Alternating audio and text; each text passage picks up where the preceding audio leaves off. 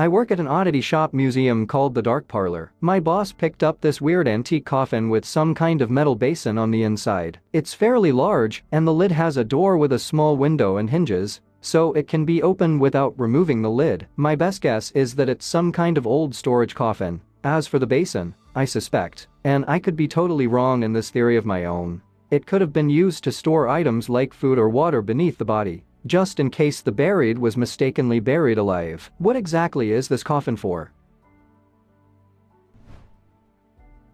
It's an old ice casket. During the American Civil War, embalming was a very pricey process reserved for the wealthy and privileged. It was also a skill to be found in cities, so those in outlying towns and villages had to find their own solutions. While embalming remained out of reach, ice was the best option for families who wanted to hold on to their loved ones for several days. The true inventor of the ice casket is unclear, as several similar patents were approved in the period of 1870 to 71. Within this 12-month period, John Gravenstein and Disbrow and Van Cleve submitted their inventions for approval, and all proved to be very popular to the American public.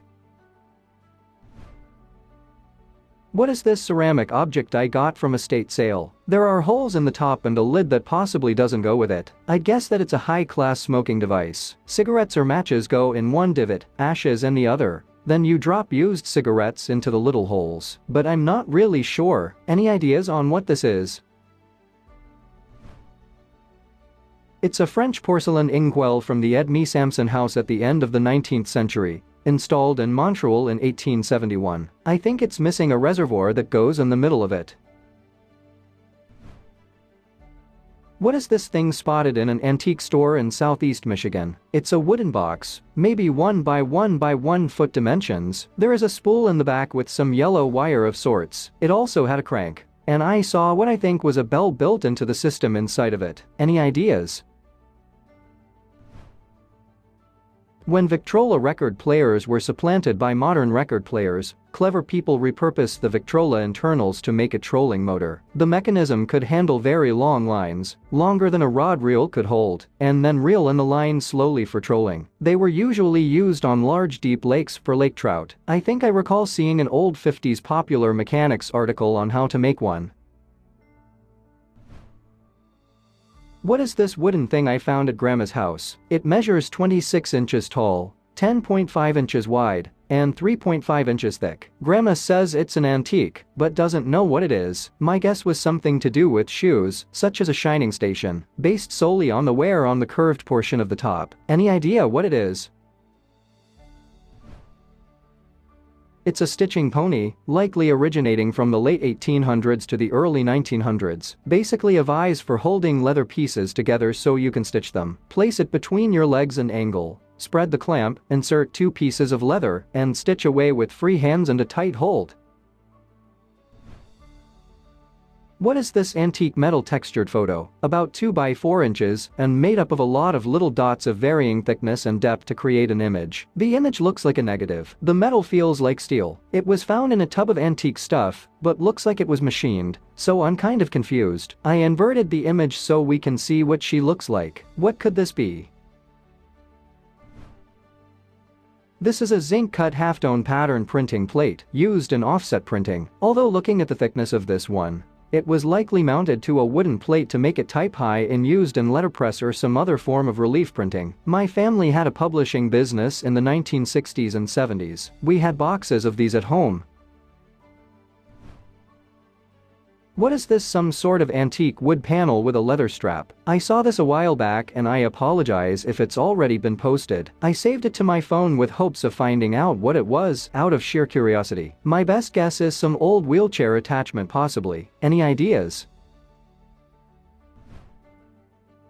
These have come up before and typically are thought to be a striking stone holder with a match cup, so you'll always have a match handy and a striking surface close at hand. In the early 19th century, it was discovered that adding yellow phosphorus to matchstick heads made them easier to ignite. The demand for the new Strike Anywhere matches was enormous, creating a profitable international industry.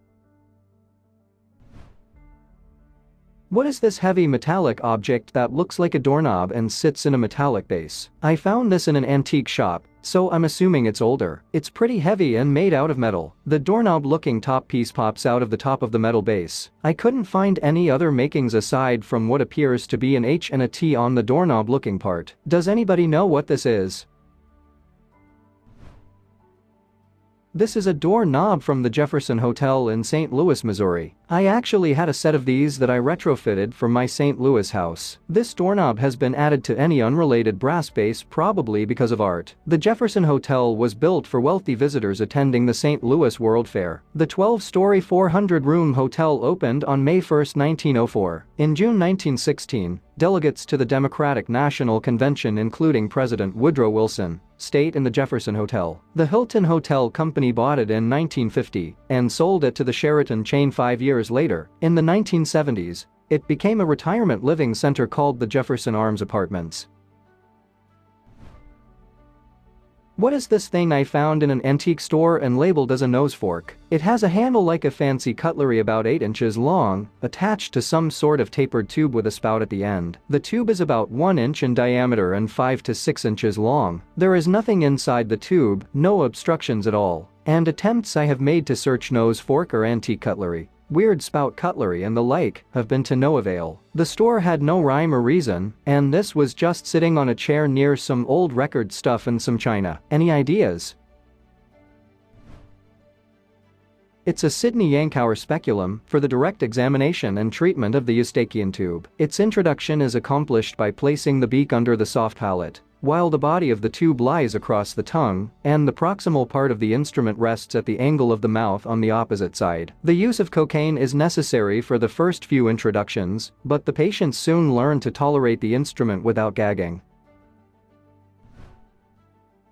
What is this antique brass hanging thing or holder of sorts? It measures between 30 to 36 inches in diameter and does have small attached feet on the bottom. I did a reverse image search from the pictures I have and came up empty. It just gave me the keyword artifact after searching. It may have been picked up many years ago on a Mediterranean cruise which also stopped in Turkey. No distinguishing markings on the bottom to my knowledge. Do you have any ideas on what this could be?